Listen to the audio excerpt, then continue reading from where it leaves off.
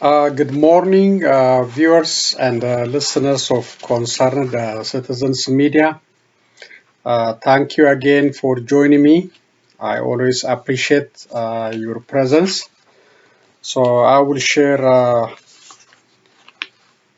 some news with you, and also I will share some YouTube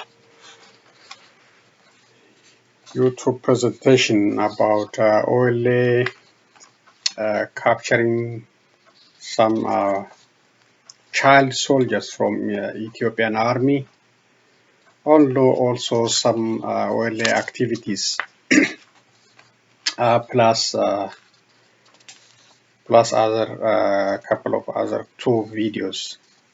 So let's get started. Thank you again for joining me. So the first one is about the challenge Oromos are facing from Fano militia, and this is reported on Addis Standard. So this is credit for Addis Standard. At least 7 casualties reported in Boset district. Residents blame Fano militants. Residents and local administrators in Boset district of East Shoa zone of the Oromia region told Addis Standard that several people were killed in an attack by armed groups from the Amhara region. At least 8 people were killed in the attack in Hadecha village, residents said, adding that repeated attack on the people of Boset and Fentale districts continue along the border with Amhara region. Bakala, name changed due to security concerns, a resident of Boset district said on Sunday, 14 August, armed forces calling themselves Fano came in large numbers to Hadecha village in Boset district and opened fire on herders, killing 8 people. 3 bodies were found that evening.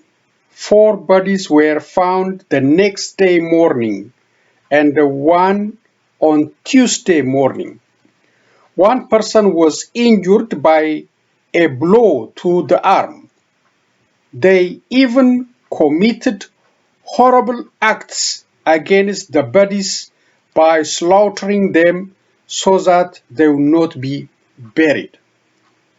That is a new reality in Ethiopia, slaughtering people like animals. There is already conflict over land expansion, yet in our district, there is land that has not been plowed due to the fighting.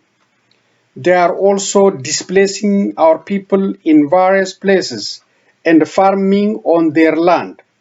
According to Boset district, there are special places like Siku, Koyiso, Kella, Andode, Garbaadi, Senae, Matala, Karsa, Ababune, which are occupied by these forces called Fano. Oh, a lot of land.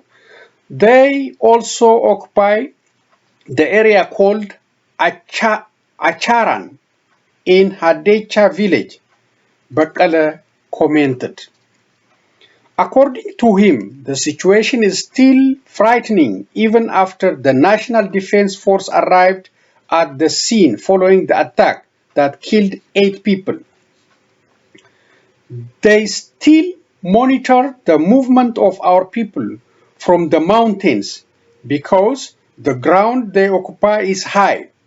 Our community has nothing to defend itself with after the government disarmed them and took away its weapon. We cannot go to our fields and plow. We cannot herd the livestock. The situation is difficult, not only in Bosat district, but also in Fantale, he lamented. Another resident of Bosat district, who didn't want to be named, reaffirmed Bakala's accounts, told Addis Standard that 8 people were killed and 1 was injured in recent attack. On Sunday afternoon, militants who crossed the border from Amhara region into our district killed 8 people in a sudden attack. 1 person was injured, he detailed. This is not the first time such an attack has happened. Many times they have crossed the border and opened fire on us and killed farmers. Their aim is border expansion, plunder of pasture land, and plunder of livestock. Recently, as they have done before, a group of armed men from the Amhara region called Fano came in vehicles, crossing our border before attacking civilians. We are tired of screaming all the time, but now we have nothing to say, the resident said, expressing his despair, adding that the recent attack is a continuation of the previous attacks. He added, this time I am confronting a bereaved family at their home. I find it hard to explain the situation. The people are dying. We are even afraid to go out and came in safely. We keep our district administration and police informed, but the attacks have not stopped, he said. Bosat District Administrator Muhammad Abdo told Addis Standard that 7 people were killed in the attack. There have been conflicts over the boundary between Bosat and the Minjar Shankora district in the past. For this reason, we had agreed not to plow the areas in question until a joint committee was established to resolve the issue. However, a man from Minjar Shankora district crossed the border and started farming on the land that was ordered not to be plowed. When the farmers on Bosat side started protesting against him not to plow the land, he and his militants opened fire, killed people, he said. Muhammad said the attack began suddenly at around 11:30 a.m. on 14 August, and the government security forces could not reach the scene quickly because they were on the other routine duties during the time of the attack. He said 7 people were killed and 1 was injured in the attack. The border dispute is where the Adama Awash highway passes, and it is an attempt to get compensation by pretending to be the owner of the land, not to plow and eat, said Muhammad, adding that currently the National Defense Force and the federal police have arrived at the scene and are calming the situation by repatriating people who came across the border. Addis Standard contacted the East Shore Police Department on the matter, but the department said it had no information about the recent attack in Bosat district. Such attacks have been repeated in the past, but we are not aware of the current alleged attack. Previously, unidentified armed forces have clashed with the government security forces in connection with border conflict. We are doing our best as a police to prevent harm to the public, but we have no information about the alleged incident, the police department said. Earlier in March 22, Addis Standard reported several Oromia militiamen, including Commander Abdisa Ifa, were killed, 26 in total, and others wounded in clashes between armed forces from Shankora district in Amhara region and the militant in Fantale district of Oromia region. The Fantale district administration said militia members, including Commander Abdisa Ifa, were killed in the attack. The Fantale district administration had said it would prosecute the perpetrators of the attack. The statement reminded that many lives had been lost in Fantale district this year and urged the relevant authorities to pay attention to this issue. The then East Zone Governor Ababu Wako told Addis Standard that the attack was carried out by armed groups operating under the name of Fano.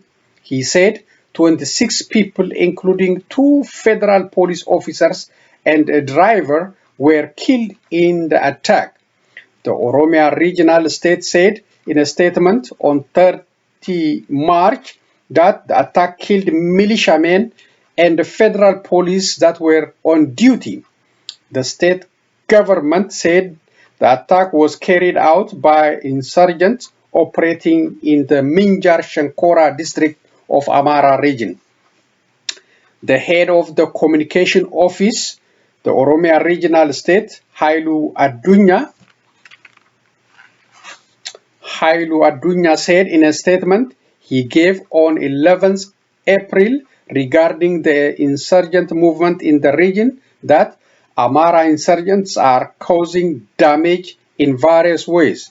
These insurgents have caused trouble in Kiramu, East Wallaga, displaced people, caused trouble in Horo Guduru Wallaga, and looted property. The same thing happened in Fantale, Hailu said. The Oromia and Amhara regional states are working in coordination to thwart the destructive acts of the insurgents and their agenda. So that is ongoing trouble in Oromia, which is created by this heavily armed Fano militia, and with the recognition of the Amhara regional state. That's why it's very difficult to stop it. And the Oromia region is using all excuses. So they are not defending the Oromos. Really, they are not defending. Oromos are defenseless. The government is attacking them.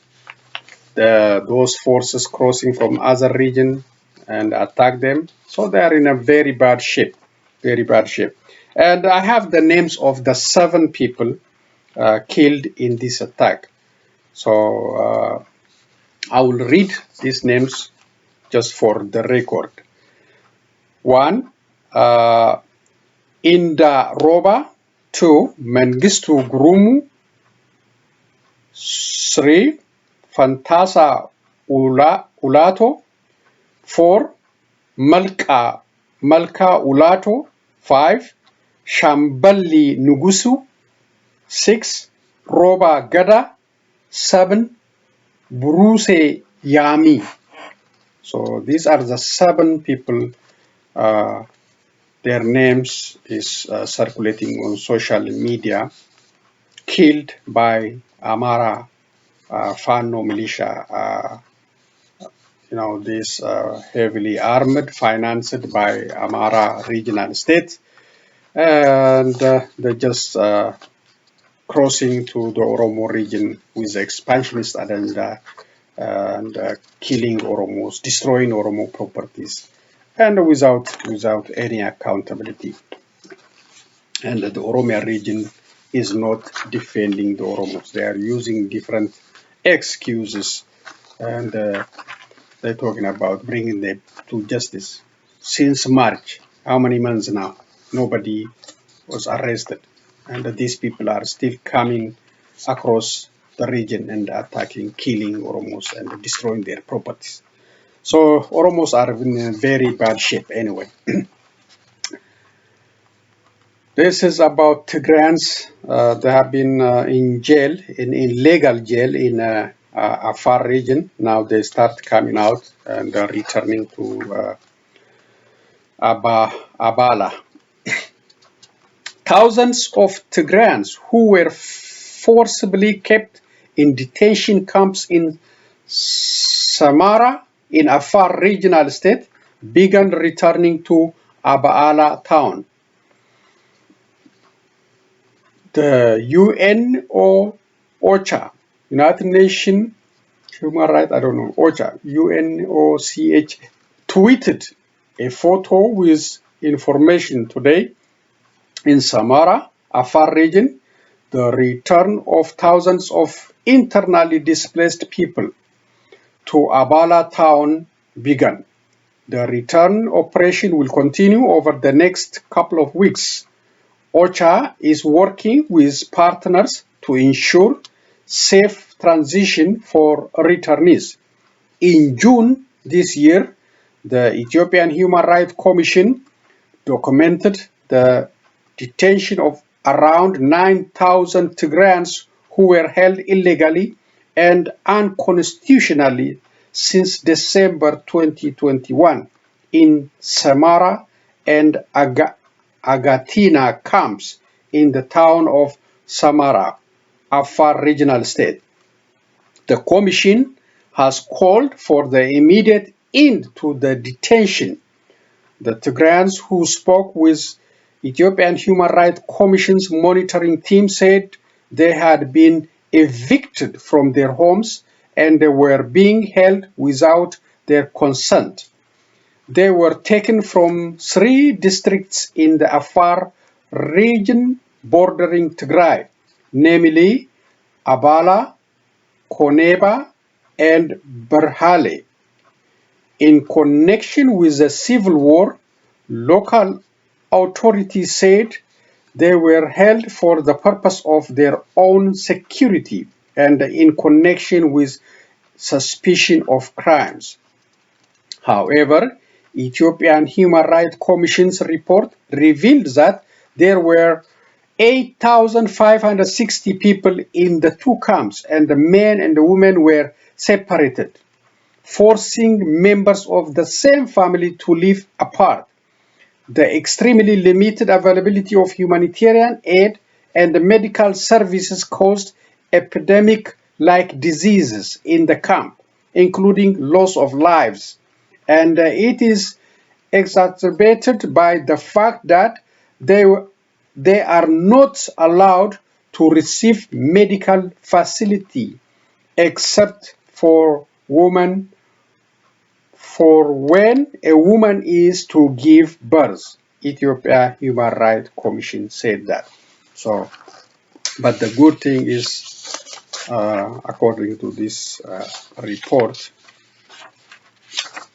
at this standard, they are returning to, to the area. They were forced to go to jail. Now they are returning to Abala, which is a good sign. Even though they deserve compensation, nobody is talking about that one. Returning is one step. Okay. This one is about Dr. Tedros Adhanom again raising the Tigray issue on the global stage and complaining about racism, the Western practicing against the Tigray people, and fully supporting with everything they can in the case of Ukrainian crisis. So he is complaining. Let me read what he said. WHO head message to the world. World Health Organization head Dr. Tedros Adhanom said the humanitarian crisis in Tigray region is the worst in the world. Its entire population is sealed off from the world. The Tigrayans are deprived of their bank savings. They are denied of basic supplies such as water, electricity, communications, medicines, and other necessities. The situation in the Tigray are worse than Ukraine, but the world ignored them because of the color of their skins. WHO director urged the global community to do more for Tigrayans and save them from current life-threatening humanitarian catastrophe. He warned the Western world to stop their discriminatory or racism and base practices against Africans, particularly Tigrayans, and to pay as much attention they are giving to Ukrainians. So credit WION YouTube channel. So he is telling clearly without hesitation. Discrimination is going on against the refugees, the people suffering in Africa, and full support is going on to help the Ukrainians.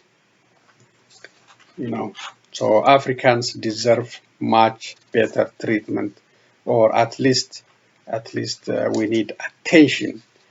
So the WHO director is angry about this situation. He's calling to the Western world to act to handle the situation in Tigray. This is about the controversy about Safaricom Ethiopia. I'm gonna read. This is also from Addis Standard. So as you might already know, that controversy is ongoing on social media against Safaricom, especially Oromo social media bloggers, activists, calling on Oromos to boycott Safaricom. So Safaricom now is also paying attention, released a statement on that one. I have that one too. So let me read this one. Oromo online activists on Facebook and Twitter are protesting against alleged employment discrimination by Safaricom Telecommunication PLC. The protest is mainly centered around accusations that the company shows discriminatory recruitment processes, depriving job opportunities for individuals of diverse background, including Afan Oromo speakers, and the alleged absence by the company of Afan Oromo language in its expansion works in the Oromia regional state. Over the past several days, repeated attempts by Addis Standard to reach out to Todaj Shetu, the public relations officer for Safaricom Ethiopia and EthioJobs, the jobs company outsourced to conduct the recruitment for Safaricom, for comments on the matter went unanswered as of the publishing of this news. Although the social media campaign was met with dismissal and ridicule from few online users, a statement issued by the Safaricom Telecommunication Ethiopia indicated that the company took the campaign seriously and moved to reassure its prospective customers that it was building a company that represents all of Ethiopia. Safaricom Ethiopia met with representatives of a recent social media campaign yesterday and listened closely to their concerns. We assured them that we are building a company that represents all of Ethiopia without any bias or prejudice. and are available for discussion anytime. We are committed to serving all Ethiopia in a way that respects all languages and cultures as part of our vision of transforming lives for a digital future, the company said.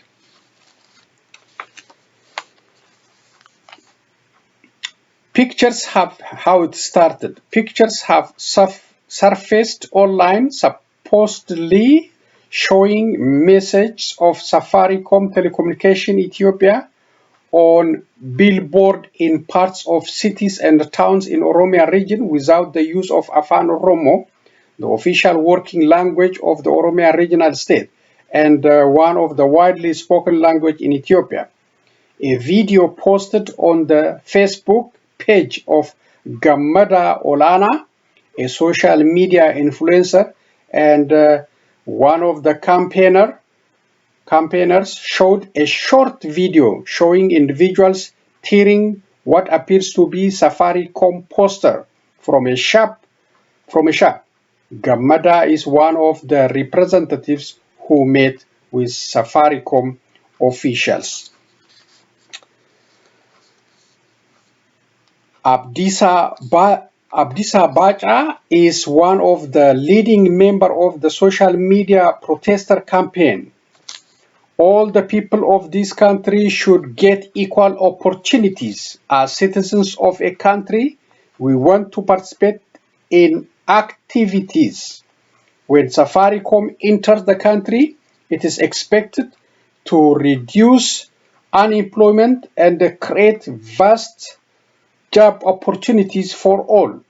We have been advertising that this company will give us a choice of service and create job opportunities for all of us, he said. However, since the company came to Ethiopia and opened up its office, we see the opposite. He remarked, people were complaining to me that the Oromos who were evaluated for jobs were not getting job opportunities, but I didn't pay attention to this as an individual matter. Later, as the job opportunities offered and the staffing made the issue clear, he added. When we look at the management of the company, it appears that the whole company is dominated by one group. Abdissa told Addis Standard.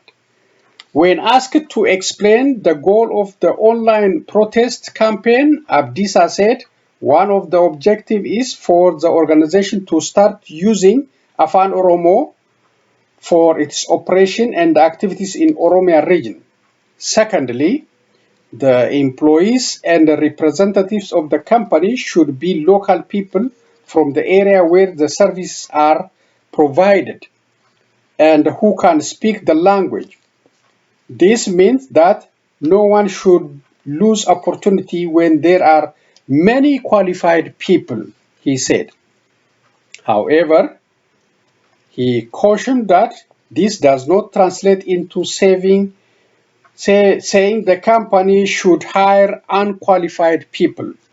The Oromo people should be the beneficiaries of the opportunities created based on their abilities, he said, adding that the protest campaigners do not intend to make these absolute individuals, but a collective campaign by the Oromo youth, whom he said were a stratified group that has been fighting for equal opportunities in this country. So that is a controversial, but it's a very long article. So thanks to this social activist, they did good job. And Safaricom provided answer to do a better job, to be inclusive of all background on management and a lower level of employment, which is a good thing. And we will watch it, how they practice, So I have seen the management list. Yes, it looks like from one area, one regional area, all, and that's uh, exclusives of Oromos and others, and also no, not inclusive of others from a religious background. So this is very serious for the company owners when they are going to do business in Oromia or somewhere else. They have to study the population, the language, the culture, the religion, and at least you cannot satisfy 100%, but you have to be inclusive. And their list, the Safaricom list, is not inclusive at all. Not inclusive at all. That's why this social campaign got attention, and now so they are resolving it. We're gonna wait and see. This one is about USAID announcing 7.7 million investment in Amhara region.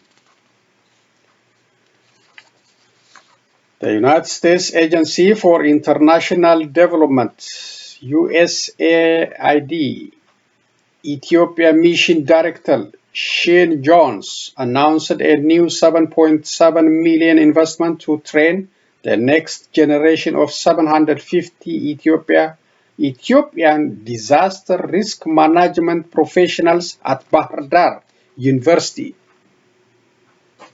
Okay. Where he also met with University Vice President Dr. Tesfaye Shifarrao. This new investment Feed the Future Ethiopia Resilience Platform is the largest single external investment in the history of Bahar Dar University. It follows nearly 2 decades of U.S. government support to Bahar Dar University, including funding the university's Institution of Disaster Risk Management and Food Security Studies. During his trip, Mission Director Jones met with the Mayor of Bahar Dar, Dr. Dres Sahelu. They discussed USAID historical support, urgent needs facing communities in the Amhara region, and continued U.S. support for peace and stability in the region. Mr. Jones thanked Dr. Dres Sahelu for the city's decades of close partnership with USAID. As he met with local officials, humanitarian organizations, and internally displaced persons, Mr. Jones reaffirmed the American people's long-standing partnership with the people of Ethiopia. Mission Director Jones also visited USAID partners at the Amhara Regional Health Bureau, including the Bureau head, Dr. Malkamu Abate, to hand over eight USAID motor vehicles the Bureau had requested to help the region in its life-saving work, worth of $400,000.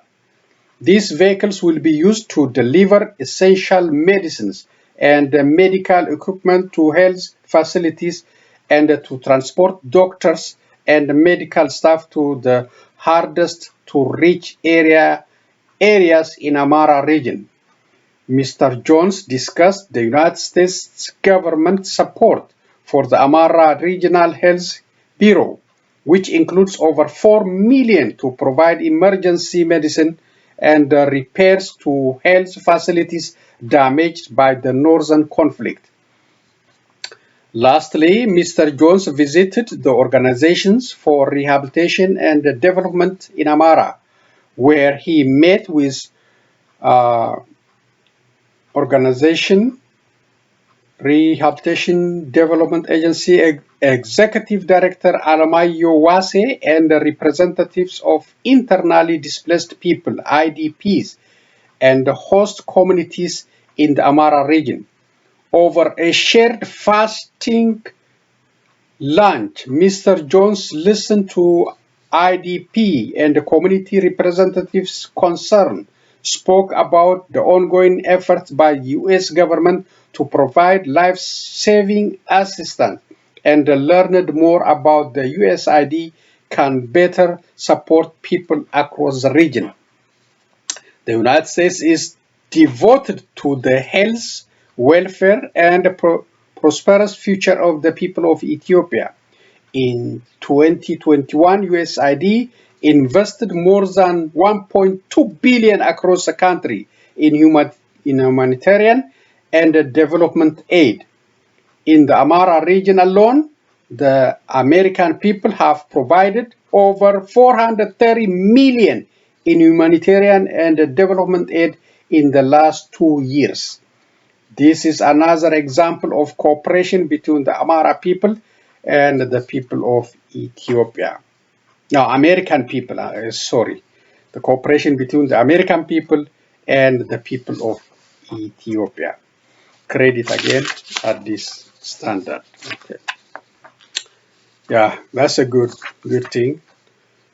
Providing, I know the United States doing a lot in providing humanitarian assistance to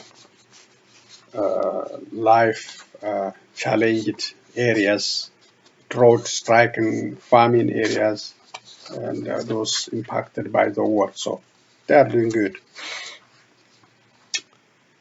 across the region, not only in Amhara region. Okay, this additional U.S. contribution to the World Food Program. This is from U.S. State Department, WFP. We announced today that through USAID continued partnership with the World Food Program, WFP, the US government will contribute more than 68 million to support the procurement, transport, and the storage of up to 150,000 metric tons of Ukrainian wheat to address acute food insecurity. This sum represents the latest in more than 5.4 billion in humanitarian contribution from the United States this fiscal year. The purchase of 150,000 metric tons of wheat built on an initial WFP shipment of 23,000 metric tons of Ukrainian wheat that will support the humanitarian response in the Horn of Africa, where a historic drought is pushing millions of people to the brink of starvation. While the resumption of exports from Ukraine's Black Sea port is a positive step in addressing the needs of food insecurity countries, this shipment must continue so that the millions of tons of food trapped in the country can reach markets and help feed the world's most vulnerable. The United States remains committed to supporting global food security in the face of climate change, pandemic-related supply chain disruptions, and armed conflicts, including Russia's unprovoked invasion of Ukraine. We call on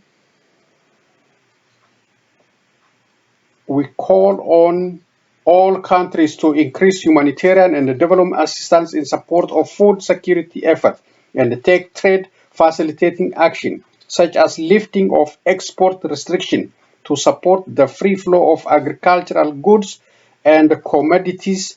By working together, we can ensure global food security. So that is from U.S. State Department.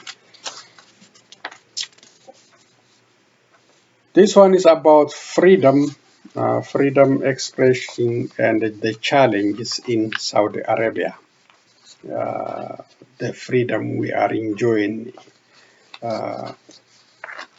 tweeting, YouTube, Facebook, whatever we feel, we have a freedom.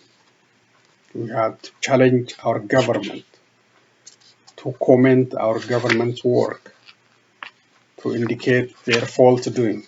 But this is impossible in Saudi Arabia. And this lady is now punished just for tweeting her opinion. Let's see what it says. This is from the Washington Post. Female Saudi activist gets record 34 years in prison for critical tweets. Saudi Arabia quietly sentenced a woman last week 34 years in prison over her Twitter activity, marking the longest Saudi sentence ever for a peaceful activist and launching a fresh wave of fear among the government detractors, Sri right group said. The woman, Salma al-Shahab, was detained in January 2021 in Saudi Arabia, where she was on vacation days before the Saudi citizens and mother of two was set to return to her home in Britain, according to right groups. The charges against the 33-year-old all revolve around her Twitter activity, according to the court documents. Shahab had been active on a social media platform during campaigns demanding the abolition of the country's guardianship system, which gives men legal control over certain aspects of female relatives' lives. She had called for the freeing of Saudi prisoners of conscience. According to court records obtained by Washington Post, Shahab was accused of using social media websites to disrupt public order, undermine the security of society and the stability of the state, and support those who had committed criminal action according to the counterterrorism law and its financing. The document said she supported such individuals by following their social media accounts and rebroadcasting their tweets, and that she spreads false rumors. The documents went on to say that after she appealed an initial conviction, it was decided that her prison sentence was too short considering her crimes, and that her previous sentence failed to achieve restraint and deterrence. On top of a 34-year sentence and a subsequent 34-year travel ban, which begins after the prison sentence ends, the court ruled that her mobile phone be confiscated and her Twitter account be closed down permanently. The charges are familiar. Sowing sedition and destabilizing the state are accusations frequently used against activists in the kingdom who speak up against the status quo. Saudi Arabia has long wielded its counterterrorism law. Okay, apologies for some kind of disconnection. Let me continue reading. Then we'll go to the video. So Saudi Arabia has long wielded its counterterrorism law against citizens whose protests are deemed unacceptable.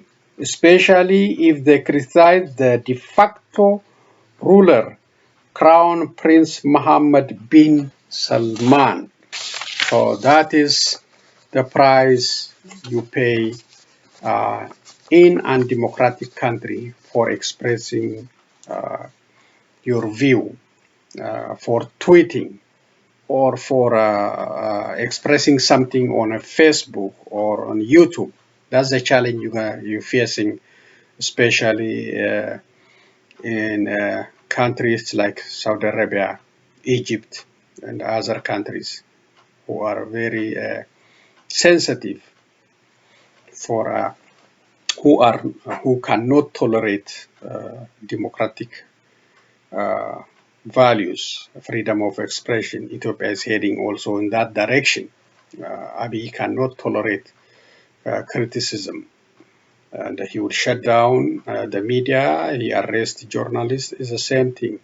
But the Saudi Arabia is the worst, and the United States and other Western countries they can do it, but we don't want to pay more for our fuel. If we challenge the Saudis, they will not cooperate on fuel production, and that will translate into American pocket, and Americans then they will hate the government, challenge the government, and maybe they will vote them out if gas is increased or food consumption increase. So that's a challenge. So the United States is mostly they say something in public, or just on paper, but nothing happening. So a lot of freedom of expression is banned, restricted in Saudi Arabia. So thank you. That's the end of the reading material. Let's see oil activity and those government forces joining Oile Oromo Liberation Army. Also, you can see the Ethiopian government is using child soldiers. It is illegal. It is illegal in international court. It's illegal to use child soldiers. So the first one you see is very young, could be 14, 15, or maximum 16. And let's listen.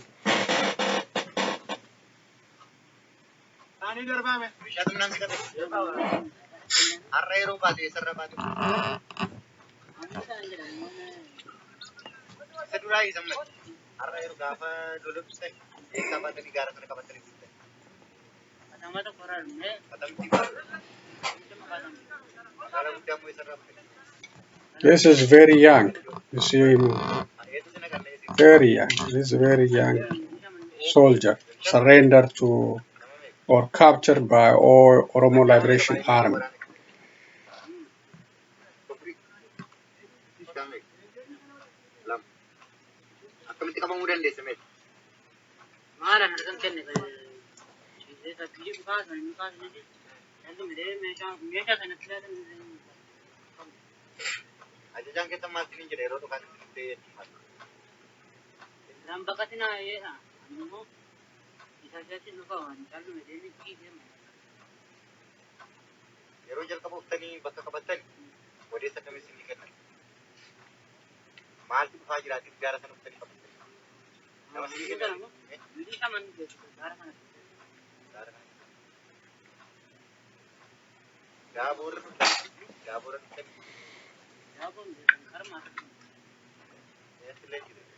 There is a audio quality problem, but I heard he's just trained for 3 months and told not to surrender to fight.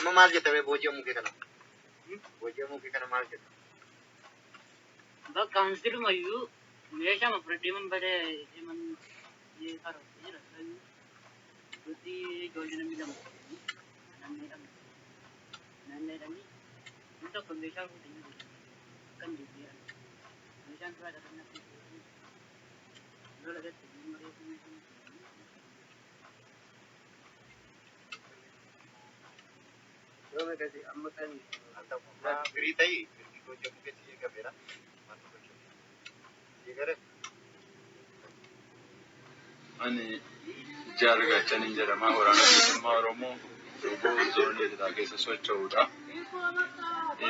Dhaamsiin isiniif yoo jiraate waraanni Okay, this is another qawwee diinagdee now jiraattan akka warra kanaa kottaa Ethiopian government soldiers surrendering with their weapons, coming and joining OLA. And he is also telling others to do the same.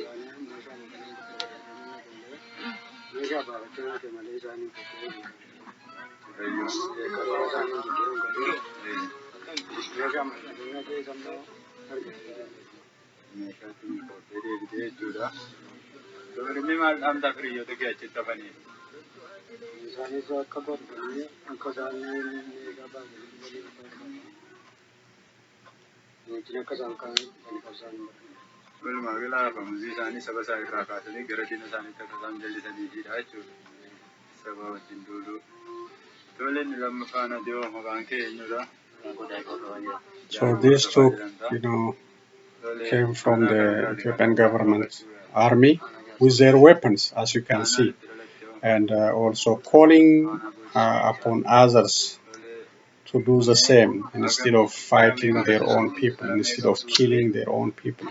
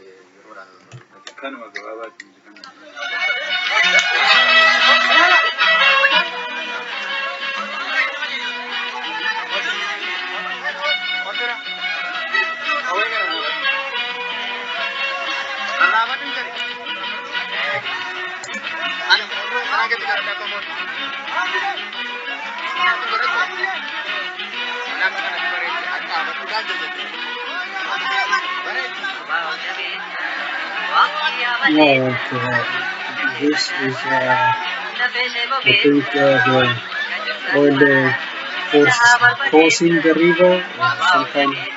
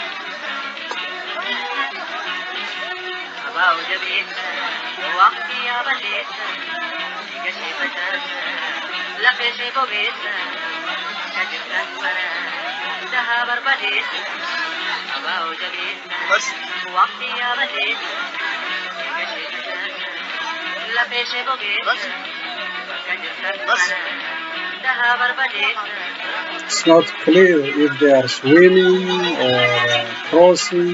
Looks like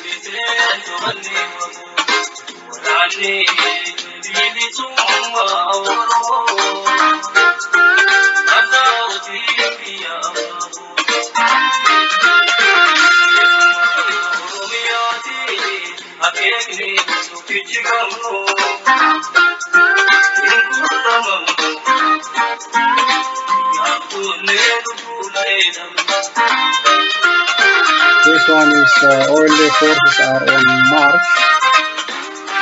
It's not clear where they are heading. Certificate changed my life. Being able to connect with employers through the platform was their support.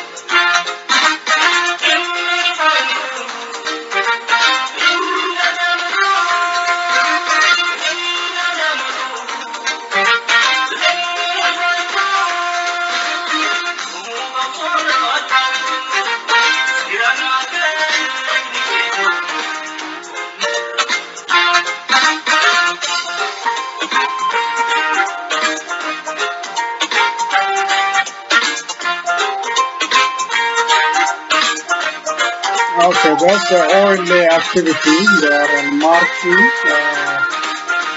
ready for some kind of mission. It's not clear. The video is just showing they are on move.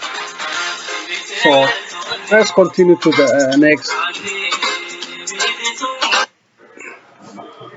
Over 94.6% of 2.6 million Tunisian voters approved the controversial referendum granting unchecked powers to the office of Tunisia's President Kais Saied.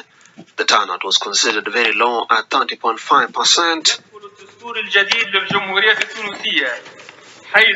The new constitution of the Republic of Tunisia enters into force starting from the date of the announcement by the Independent High Authority for the elections of the final results, its promulgation by the President and publication in the official journal. The referendum came a year to the day after Said sacked the government and froze parliament in what rivals have branded a coup. Despite the low turnout, Said's move against a system that emerged after the 2011 overthrow of former ruler Zine El Abidine Ben Ali was welcomed by many Tunisians. However, the opposition political and human rights groups have warned of a return to dictatorship under the new constitution. Jim Butler, the Kia Powerhouse. The power to go further, the power to deliver, the power to get you financed. Experience the power of the best when you buy your next new Kia at JimButlerKia.com. Jim Butler is the Kia Powerhouse.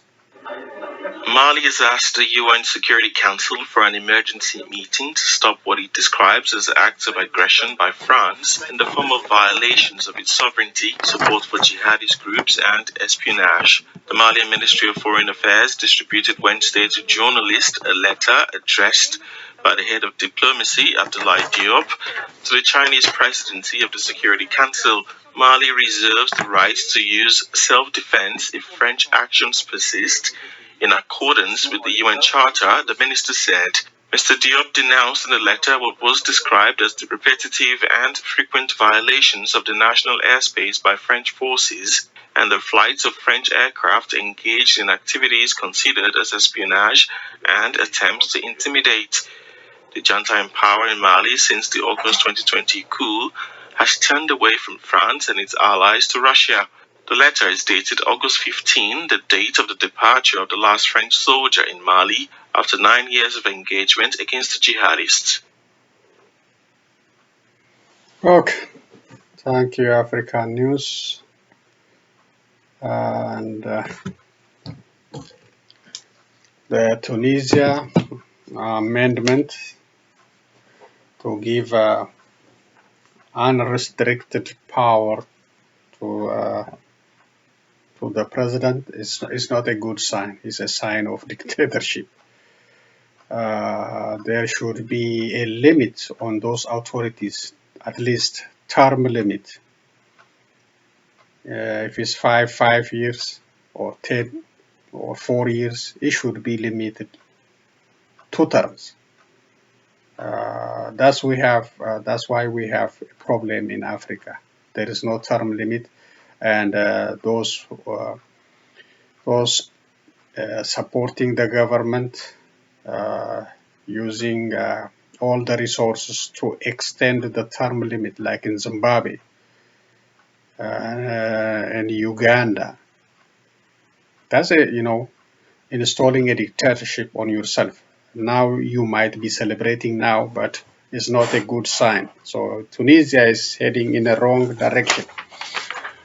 Okay, that's all I have for today. Thank you for joining me. I know it's a long video, so you can skip the ones you already heard about, or